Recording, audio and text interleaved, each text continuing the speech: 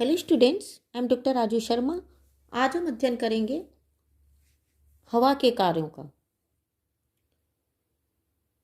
पवन द्वारा अपरदन सबसे अधिक शुष्क प्रदेशों में होता है। मरुस्थलीय प्रदेशों में वर्षा के अभाव, वनस्पति की न्यूनता, तापमान की अधिकता, वाष्पीकरण की तीव्रता और दैनिक तापांतर बहुत अधिक होना, मेघ रहित आकाश आदि ऐसी कुछ बातें हैं जिनके कारण वायु का जो अपरदन कार्य है उसमें बहुत अधिक सहायता मिलती है। वायु द्वारा अपरदन प्रमुख रूप से 3 रूपों में होता है: अपघर्षण, सन्निघर्षण और अपवाहन। तो पहला है अपघर्षण।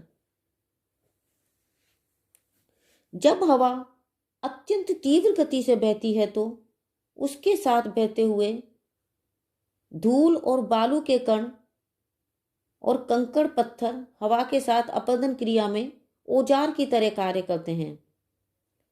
हवा मार्ग में पड़ी हुई चट्टानों या मिट्टी के बने हुए टीलों को अपने साथ लाए हुए औजार रूपी कंकड़, बालू और मिट्टी के कणों से रगड़ रगड़ कर और बार बार टकराकर उन्हें काटती रहती है। यह अपघर्षण कार्य हवा के वेग और रेत के कणों की मात्रा पर आधारित होता है। हवा के साथ जो रेत कण और कंकड़ पत्थर आदि आते हैं वो चट्टानों को इस प्रकार से घिस देते हैं जिस प्रकार रेगमाल लोहा या लकड़ी को आसानी से घिस देता है।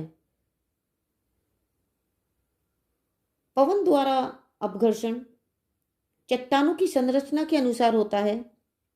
अत्यधिक कोमल चट्टानों को हवा तेजी से पूर्ण रूपेण काट देती है, लेकिन कठोर चट्टानों को हवा आसानी से नहीं काट पाती। इनको काटने में काफी समय लगता है और कटा हुआ भाग एक चिकनी घिसी हुई आकृति बना लेता है। दूसरा है सन्निघर्षण। जब हवा तीव्र वेग के साथ चलती है तो उसके साथ उड़ने वाले रेत के कण मार्ग में पड़ने वाली चट्टानों को घिसने और रगड़ने के अतिरिक्त परस्पर एक दूसरे से टकरा कर और रगड़ खाकर टूटते रहते हैं। इसलिए ये कण अपने आकार में छोटे और गोल हो जाते हैं। इन कणों के आपस में टकराकर और रगड़ खाकर टूटने की जो ये क्रिया है इसको सन्निघर्षण कहते हैं। इसके लिए कई बातों का होना आवश्यक है, जैसे बालू के कणों का अधिक दूरी पार करना, बालू के कणों का आपस में अधिक समय तक रगड़ खाना, वायु का तीव्र वेग के साथ चलना, मौसम शुष्क और जलीय भाग का अभाव होना। तीसरी क्रिया है अपवाहन, जिसे डिफ्लेशन भी कहते हैं। डिफ्लेशन लैटिन भाषा के शब्द डिफ्लेयर से बना है, जिसका अर्थ है बहा ले जाना। इस क्रिया में वायु द्वारा कोई भी शुष्क और असंगठित चट्टानों के कणों को उड़ाकर ले जाया जाता है, जिससे भूमि का तल नीचा हो जाता है। वायु के अपवाहन के फलस्वरूप मिट्टी का कटाव होता है। मार्ग में पड़ने वाली शैलों में जगह जगह छिद्र हो जाते हैं, कहीं कहीं गर्त भी पड़ जाते हैं उदाहरण के लिए मिस्र के कतार गर्त काफी प्रसिद्ध हैं। वास्तव में पवन द्वारा अपरदन के कार्य को प्रभावित करने वाले कई कारक हैं, जैसे हवा की गति, धूल के कणों की मात्रा, आकार, स्वभाव और ऊंचाई, चट्टानों की संरचना और जलवायु। वायु द्वारा अपरदन उसके वेग पर निर्भर करता है। वेगपूर्ण वायु में अधिक पदार्थ रहते हैं, जिससे अपरदन भी अधिक होता है। प्रचंड वायु में तो कंकड़ पत्थर भी उड़ जाते हैं। इसलिए वायु का वेग जितना अधिक होगा, वायु में धूल कणों या बालू कणों की मात्रा भी अधिक होगी, फलस्वरूप अपरदन भी अधिक होगा। इसके विपरीत यदि हवा की गति मंद होती है तो अपरदन का कार्य भी कम होगा। इसका कारण यह है कि मंद वेग वाली वायु के साथ कंकड़ पत्थर, बालू के कण अधिक मात्रा में अधिक दूरी तक वहन नहीं कर सकते। साथ ही कम वायु वेग में ये कण कम शक्तिशाली होते हैं। वायु के अपरदन पर धूल के कणों की मात्रा, आकार, स्वभाव और ऊंचाई का गहरा प्रभाव पड़ता है। सामान्यतः छोटे आकार के धूल के कण वायु के ऊपरी भाग में रहते हैं और मोटे कण धरातल के निकट रहते हैं। ऊंचाई के साथ साथ धूल के कणों की मात्रा भी कम होती जाती है। यही कारण है कि धरातल के निकट अधिक अपरदन होता है। मरुस्थलों में वायु द्वारा उड़ाई गई बालू में क्वार्ट्ज के कण मिले रहते हैं। ये बहुत अधिक कठोर और तीक्ष्ण धार वाले होते हैं। ये चट्टानों को सरलतापूर्वक घिस देते हैं, लेकिन चट्टानों का क्षय उनकी संरचना पर निर्भर करता है। कोमल चट्टानें कठोर चट्टानों की अपेक्षा शीघ्र घिस जाती हैं। लीबिया के दक्षिण भाग में कोमल चूने का पत्थर है। फलस्वरूप वायु के अपरदन से चट्टानें नालीदार बन गई हैं। मिस्र की प्रसिद्ध स्फिंक्स की मूर्तियां भी आंधी के तीव्र थपेड़ों से बुरी तरह घिस गई हैं।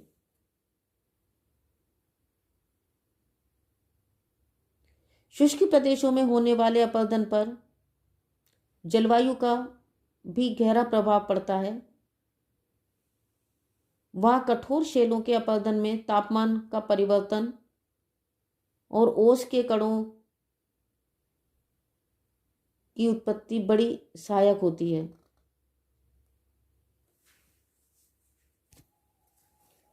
हवा में परिवहन की अपूर्व शक्ति होती है।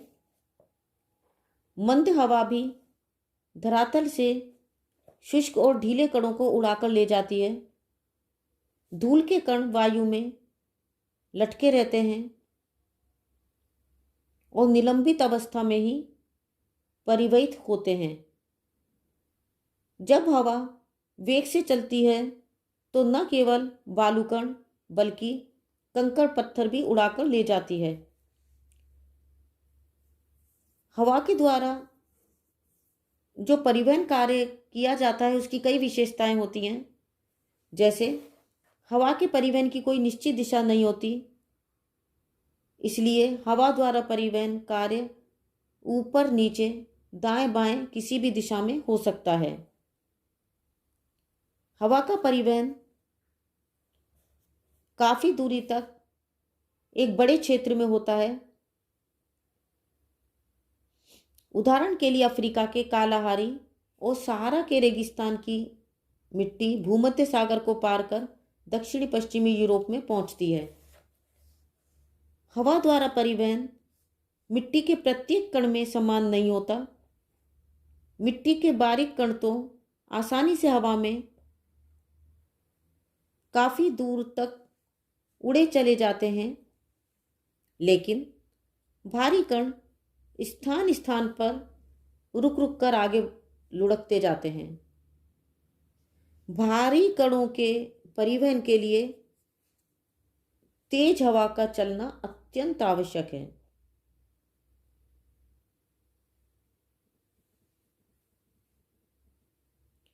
हवा का जो परिवहन कार्य है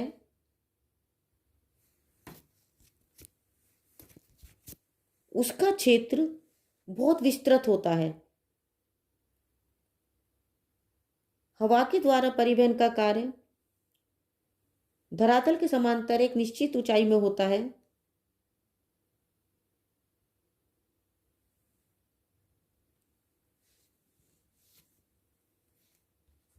जबकि अपवर्तन के अन्य कारकों में ऐसा कोई नियम नहीं है।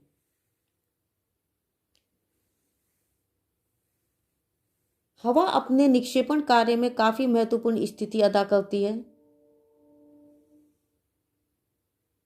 हवा की गति मंद पड़ने पर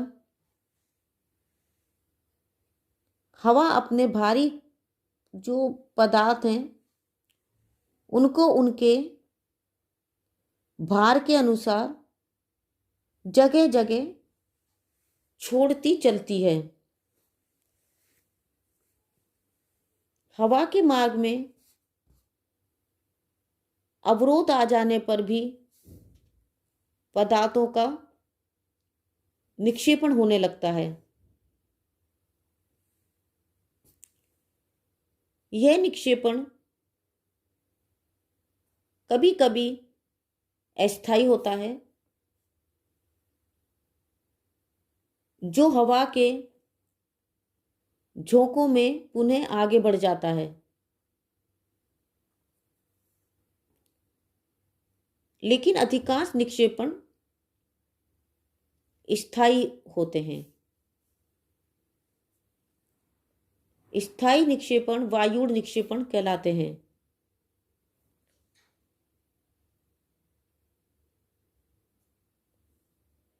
बालू के भारी कण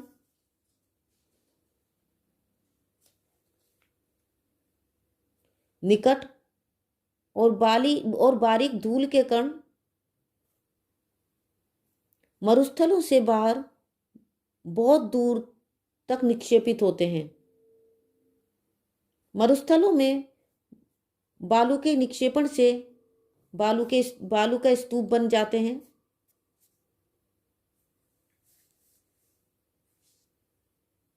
तो इस प्रकार से बच्चों आज हमने हवा के अपवर्तनात्मक, परिवहन और निक्षेपण कार्यों का अध्ययन किया। आज के लिए बस इतना ही। Thank you.